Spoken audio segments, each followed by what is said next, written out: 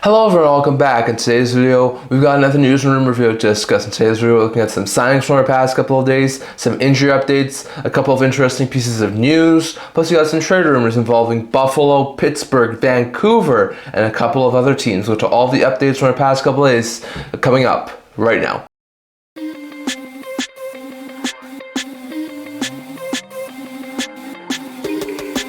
Hello everyone, welcome back to another video here at the End-to-End Hockey channel. Now before we get started, don't forget to like this video and subscribe below. Thank you for all of your support. I would never be able to do this without all of you guys. So if you haven't already, don't forget to subscribe button down below. We're on the road to 500 subscribers. Don't forget to leave a comment, and also don't forget to check out my June 27th, June 28th, and July 1st live streams talking about the draft and free agency and all the moves that are going to be happening around that time. So definitely don't forget to stay tuned for that. But in today's video, we got another news and rumor video to discuss. So we're going to start off with some signings. We're going to touch on the last few signings of the month of May. There were 10 signings here that we're going to be talking about, so lots of interesting ones from our past couple of days. Most of these are extensions. So first, with the Utah Mammoth, they have signed right shot defenseman Nick DeSimone, who's 30 years old, to a one-year contract extension with an AV of $800,000. DeSimone played majority of this past year in Utah. He got a couple of stints at the AHL level, especially in New Jersey. Was claimed off of waivers by Utah. Had a goal and 6 points in 20 games with Utah. Utah obviously seems that he's going to be a decent enough guy that they want to extend him. I think he can be a solid 6-7 guy, so 1 year, $800,000 is not an overly bad deal for a guy of DeSimone's abilities, and if it's not working out overly well, they can bury him in the minors. So interesting note there, but DeSimone has signed an extension in Utah. Then we saw the San Jose Sharks and one of their top prospects in Shakir Mukahamadulin, a left shot D prospect who's 23 years old, to a 1-year contract extension with an AV of $1 million. Mukahamadulin got a couple of stints at the NHL level this year, putting up 2 goals, 9 points in 30 NHL games, which has all season over in the AHL, so this isn't a bad deal. Mukahamadulin, I think, is still going to be a future top 4 defenseman for the Sharks. So 1 year at $1 million until he's an RFA again next year. I don't think it's too bad, so interesting note there. Then we saw a bit of a bigger extension over in the Philadelphia Flyers organization, as they have signed winger, 23-year-old player Tyson Foerster to a 2-year contract extension with an AV of $3.75 million. Now the Flyers have cap to play with at this point in time. Foerster's been a really solid player. This past year had 25 goals and 43 points in 81 games, so not a bad season. Foerster, I think his ceiling could be like 55 to 60 points, maybe a 30 goal scorer. So I think this deal is not too bad, like maybe a little bit less in my opinion. Would have been a little bit better, maybe somewhere between 3 and 3.5 million, but I don't think 3.75 million on the AAV is overly egregious, and it's only a 2-year extension. So very interesting stuff there, but Foerster has extended in the Philadelphia Flyers organization.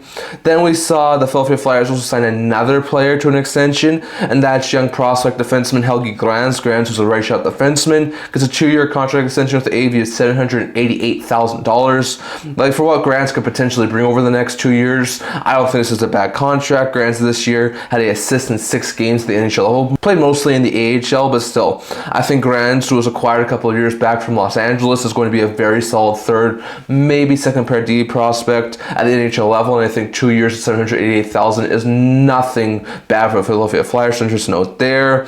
Next, going over back to the Utah Mammoth, as they have given an ELC to 4th round pick back in the 2024 draft, Gabe Smith, who's a center prospect, 18 years old. Gets a 3-year ELC with an AV of $870,000. That'll begin to start next year. Smith looks like a very fantastic center prospect. I think eventually could be a solid 3rd, maybe 4th line center at the NHL level. So interesting note there, but the Utah Mammoth have given an ELC to Smith. Then we saw the Seattle Kraken give a contract extension out to 3rd pair defenseman Josh Yohe from this past year. The left shot defensive player gets a 2-year contract extension with an AV of $908,000. Yohe this past year had 9 assists in 64 games, was a constant 3rd pair defenseman for Seattle Kraken. I could see him be a solid 6-7 guy this year, and I think at just over $900,000, it's not overly bad for a decent depth defenseman. So interesting note there, but Yohe has signed an extension in Seattle. Then we saw the Colorado Avalanche sign top goalie prospect from the 2024 draft, and that was Ilya Nabakov. Nabakov, who was picked 38th overall in the 2nd round of last year's draft, gets a 2-year ELC with an AV of $975,000. That began to start next year. Nabakov was one of the older players taken in the draft, but was the first goalie selected in this past year's draft, and I think Nabakov eventually could be a guy who could challenge for the starting role in Colorado. So very interesting note there, but the Avalanche have signed Nabakov. Then the Islanders signed 2 players to contract extensions. First, they signed right shot defensive player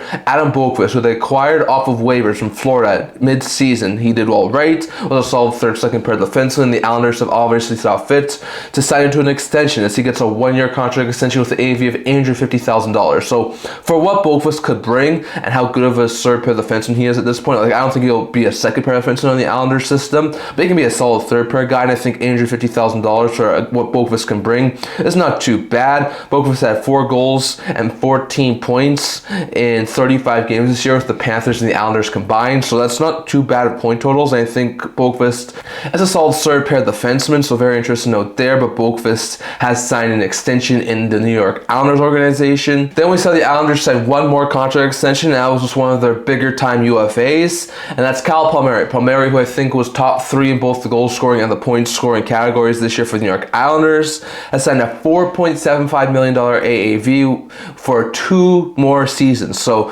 that's a little bit on the pricey side. Like I thought Palmieri would have probably gotten closer to $4 million on the open market, but the right winger does get a 2-year extension to stay in the Islanders organization. Had 24 goals, 48 points in 82 games. So for an older type player like Palmieri, that's not overly bad, and I think he should continue to be a solid middle 6 guy in the Islanders organization over the next couple of years. So very interesting stuff there, but Palmieri has signed an extension. And then we saw the Pittsburgh Penguins give an ELC to 20-year-old winger Mikael Lien to a 3-year ELC with AAV of $851,000. Lien was a 5th-round pick back in the 2023 draft. I think eventually could be a decent bomb to explore, so it's another ELC sign there as Pittsburgh signs Lien. So very interesting stuff there. Lots of intriguing updates when it comes to the signing portion of the video. As we saw, Gabe Smith and Ilya Nabakov both get ELCs, and we also saw the Islanders extend Palmieri, extend Boqvist, and the Sharks extend Mohamed amongst some other signings. So very interesting note there. Next, going over to a couple of injury updates. Very small list here when it comes to the injury update portion of the video. Bo Horvat,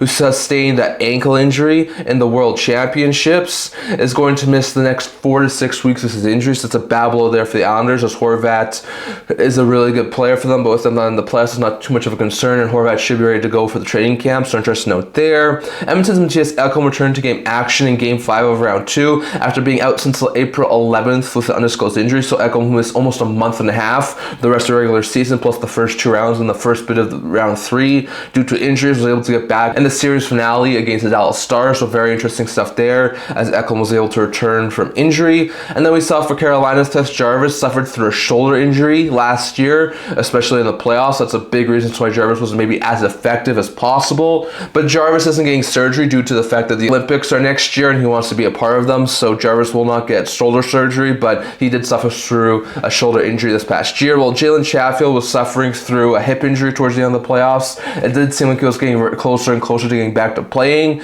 But it's interesting to note there that he was very close to playing, but he suffered through hip injury towards the end of the round 2 and through the entirety of the Eastern Conference Final. But he should be able to get back for training camp. So very interesting to note there. But Horvat went with 4 to 6 weeks with an ankle injury, and then Ekholm returned to game action. Jarvis suffered through an injury, and Chatfield almost returned to the Eastern Conference Final for the Carolina Hurricanes. So interesting note there. And next here, going over to a couple of pieces of news. We saw a couple of pieces of news that I think I should discuss with you guys. So with the New York Islanders, they've fired assistant coaches John McLean and Tommy Albine. So we heard that Matthew Darche did wind up keeping Patrick Watt as their head coach, so not too surprising there, as Watt's been a pretty good head coach, but they did fire assistants McLean and Albine. So interesting note there, and the Islanders now going to be in the market for adding some assistants. It'll be interesting to see who they hire, but very interesting note there. The Seattle Kraken have officially announced their head coach. It was just over the past couple of days, and that is Lane Lambert. So there was a lot of talk recently that Lambert was probably the front runner. There was some talk about Mitch Love, about Luke Richardson, David Quinn,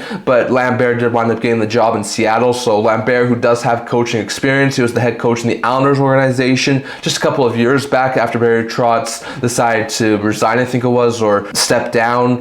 They put Lambert, and he's lasted, I think, a year and a half before he was fired, and he spent this past year as a Leafs assistant coach. He was an assistant coach in the Islanders for a long period of time when Trotz was there. So very interesting note there. I think Lambert, well, it's not the flashiest of options, definitely not the top option I think the Kraken should have gone after. He was top 3 on my list for the Kraken, who I think they should go after. And And while it's not the best fit in my opinion, I don't think it's a bad fit either. And maybe Lambert in his second stint could be a really good fit there in Seattle. So interesting note there, but there's now only 2 head coaching vacancies left in Pittsburgh and Boston, as Seattle's new head coach is going to be Lambert. So interesting note there. When it comes to just some lower end players heading overseas, Robert Hagg, who's been a depth player over the past couple of years, and Heponiemi, who we were talking about potentially could make an NHL return to Florida, are both heading back to this SHL. So Hagg, who've been up and down this year between the NHL and AHL, has officially gone overseas, while Heponiemi, who was, it seemed like, potentially considering to come back to the NHL, will not for the time being, and has signed a new deal over in the SHL. So very interesting note there. Well,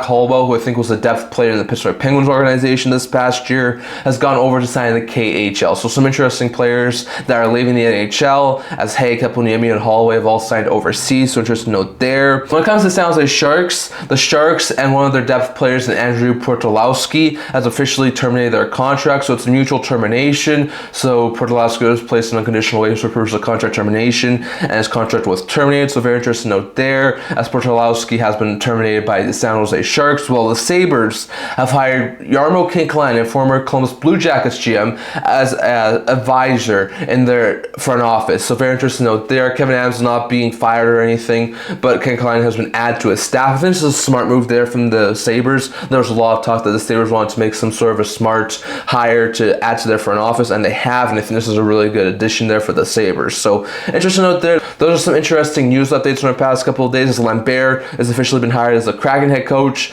Kenklainen is going to be an advisor in Buffalo this upcoming season. Pourtalski and the Sharks have mutually agreed to terminate the contract. The Islanders fire assistant coaches John McLean and Tommy Albine, while Hagg, Hollowell, and Heponiemi are all heading overseas. So very interesting note there. And lastly, going over to a couple of trade rumors. So when it comes to trade rumors, we've got a couple of things to talk about here today. I'm going to start off with a potentially really big free agent update, and that is with Jonathan Toews. Now Toews, who finished not this past season but the year prior, he didn't finish the season due to injuries. There was a lot of talk that Toews was probably going to retire. He never did last offseason. He did not play a single game this year at the NHL level. There was some speculation towards the trade deadline that maybe he could try and make an NHL comeback, but it never happened.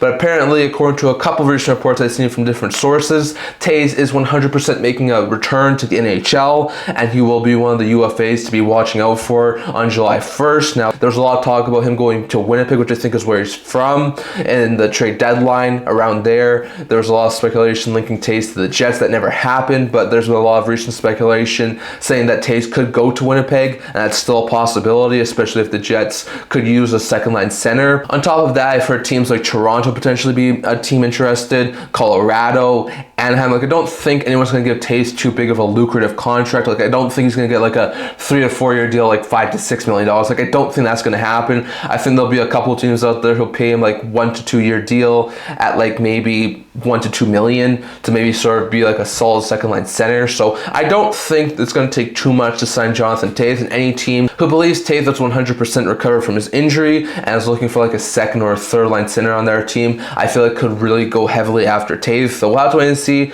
Could see Winnipeg, could see Toronto, could see Colorado, could see Anaheim, could see a number of other teams. So we'll have to wait and see what happens there. But Jonathan Toews is going to pursue another NHL opportunity, and we'll have to wait and see where he signs with. But very interesting note there. Next, going over to the Montreal Canadiens, when it comes to the Habs, Chris Johnston was talking about the Habs recently and said that a couple of pieces that the Montreal Canadiens might be open to moving for the right deal to maybe try and improve this team would be former first-round pick Logan Mailloux, as well as one of their 2025 first-round picks. And we talked about this before. The Habs have 2 first-round picks in this upcoming draft. That's the 16th and 17th overall pick. The 16th was originally Calgary's. They acquired that in the Monahan deal, and they have their own 17th overall picks. So I don't think with the amount of draft picks and prospects that the Habs have, it will be any bit of surprise that they consider moving at least one of those first-round picks. Like, I don't think they need back-to-back picks in that first round. And for any teams who want to look to maybe trade back into the first round or maybe trade up a little bit, I would not be one bit surprised that the Habs would be open to moving that first round pick. Meanwhile, when he comes over to Mailloux, he's a really good defensive prospect. There was a lot of controversy around him being selected, but since then it seems like he's sort of overcome his mistakes that he's made, and he seems like a better player at this point in time. He's still a really talented player on the ice, so we'll have to wait and see on that. But the Canadiens have a real logjam on the blue line. I can see how they consider moving a Mailloux. I could definitely see that. I don't think it would be too much of a surprise If we heard guys like Struble, Xhekaj, or Mailloux all be mentioned in trade rumor mill this year, because I do think the Habs will try and move off some defensemen to maybe try and create some space from their logjam that they have on the blue line, on top of maybe adding on the forward group. So we'll have to wait and see on that. But according to Chris Johnston, one of their 2025 first round picks, Mailloux, could be used as trade bait for the Montreal Canadiens to try and improve this offseason. So we'll have to wait and see on that. Next, going over to the Vancouver Canucks, according to Dea Pagnota, he mentioned recently that it sounds like Thatcher Demko is open to a change of scenery. Now, we heard a couple of recent reports just after the Canucks season ended that the Canucks were going to try and sign Demko. I personally didn't see too much with it. I think also a lot is playing into the fact that Silas is having himself one heck of a run at the AHL playoffs, and he's looking really, really good. So I personally think, even though Lankinen is a little bit untested as a starter, this team should go in with Lankinen and Silas as the tandem going into the season. Like, they paid Lankinen a long-term deal, a high-value deal. You don't pay players like that big bucks if you don't believe in them. So I fully think that Lankinen should start as the 1A and Silas as the 1B, and they should try and trade Demko. Now, I'm not sure exactly what sort of value they could get. Like, we saw Ullmark and Markstrom get dealt last year, and both those guys got solid younger NHL players plus a first-round pick. Maybe with the injury history with Demko and with the fact that he's only in the final year of his deal, maybe it's like a second-round pick and a decent player. Like, I'm not exactly sure what the Canucks will try and get for him, but I definitely do see potentiality here that Demko will get moved. Like, I definitely think Demko's a prime trade target for the Vancouver Canucks. They could have other guys who they could potentially try and move, but I think with the logjam in net, with Silas hitting waiver eligibility, with how good he's playing at the AHL level, I think I would be fine as a Canucks fan if they ran with a Silas Lankinen tandem and maybe tried to move Demko to get them some help maybe on the blue line or up front. So we'll have to wait and see what happens there, but keep your eye on Demko, as Pagnota says that he's open to a change of scenery from Vancouver. Going over to the Buffalo Sabres, according to Frank Seravalli, he mentioned two things that I thought were very interesting on his recent podcasts and daily face-off stuff. And he mentioned, one, that there are multiple teams out there who are preparing an offer sheet for JJ Peterka should he be unsigned as of July 1st. The Peterka situation is very interesting in Buffalo because at this point in time, there's been a lot of speculation that Peterka's not happy in Buffalo. He might want a fresh start. The Sabres are really high on this guy. They don't want to move him, but there's a lot of speculation that he could be dealt. And if they can't come to terms on a contract by July 1st, I would not be one bit surprised if some teams maybe consider an offer sheet where they had to give up their first, second, and third round pick and sign him to like a $7 or $8 million deal. Like, I'm not sure if the Buffalo Sabres will be willing to do that and maybe match that. So we'll have to wait and see on that. But Frank Seravalli does say that there are multiple teams out there who could try and offer sheet Peterka. On top of that, Frank Seravalli also mentioned that at least a quarter of the Buffalo Sabres roster is unhappy with the direction that the team is in. And he mentions guys like Tuck, Ukko-Pekka Luukkonen, and a couple of other guys could wind up being thrown into the trade rumor mill. Now, I'm not exactly sure who would want to be out and who would not want to be out, but a quarter of the roster in Buffalo being unhappy is crazy. Like, of the 25 man roster, you're looking at like 5 or 6 players who are unhappy with where Buffalo is. Now, given where Buffalo's at right now and the long postseason drought, I can see why that would happen, but this Buffalo Sabres team, the last thing they need is to move off a whole bunch of players unless they're getting very much talent back. This Buffalo Sabres team needs to make the playoffs at the very least in the next year or two. Like, I don't know if Buffalo Sabres fans can take any more of missing the playoffs, and it's a very competitive Eastern Conference. So if you start subtracting guys like Tuck and Peterka, you're taking a lot of value off this team. So unless they can get the right deals, I don't see most of those guys getting moved. And if they do end up moving some of those players who are unhappy, it has to be for the right deals. Like, I don't see Buffalo just throwing out all of these guys and just trading them willy-nilly. So we're going to have to wait and see on that, but according to Frank Seravalli, teams are prepared to offer Peterka as an offer sheet if he's not signed by July 1st, and a quarter of the players on the Buffalo Sabres aren't happy with the situation they're in right now, so I'll have to wait and see on that. And lastly, going over to the Pittsburgh Penguins, according to Josh Yohe of The Athletic, he was talking about the Pittsburgh Penguins, a very credible guy who covers the Penguins, and he says that there are teams out there who are checking in on the availability of Brian Rust. Now, we talked about Rickard Rakell towards the NHL's trade deadline. It seemed like Kyle Dubas put a really high asking price on Rakell, and I would think that if he was even considering a Brian Rust move, it would be the same sort of thing. Rust is, I think, signed for 2, 3, maybe it was 4 seasons. I think just over $5 million.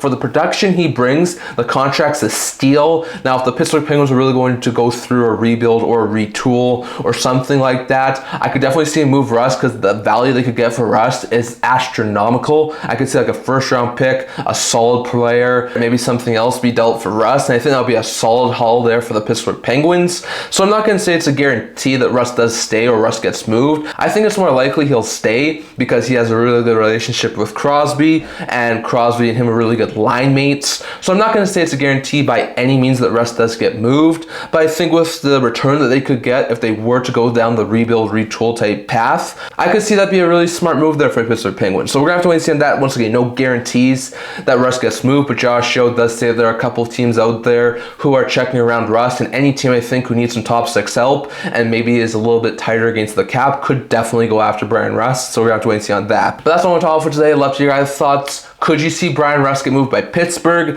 What players do you think are unhappy in Buffalo? And could you see some teams offer cheap Peterka? Do you think Demko gets dealt by the Vancouver Canucks? Do you think the Canadiens will move Mailloux or a first-round pick in the offseason? And could you see Toews pursue an NHL opportunity? If there's all of that, plus the Lambert and other pieces of news, the injury updates, and the signings from the past couple days. If there's all of that, down in the comment section below. That's all I'm going to talk for today. Remember to like this video, and if you'd like to subscribe below. Thank you for all of your support. I would never be able to without you guys. So if you haven't already, hit the subscribe button down below. It really helps upload the channel. Don't forget to leave a comment. Don't forget to stay tuned for my June 27th, June 28th, and July 1st live streams. I also have a blog to about news, rumors, analysis. If that's going to check that out, I'll link that down in the description below. Can't wait to see you guys all for the next video. See you guys soon.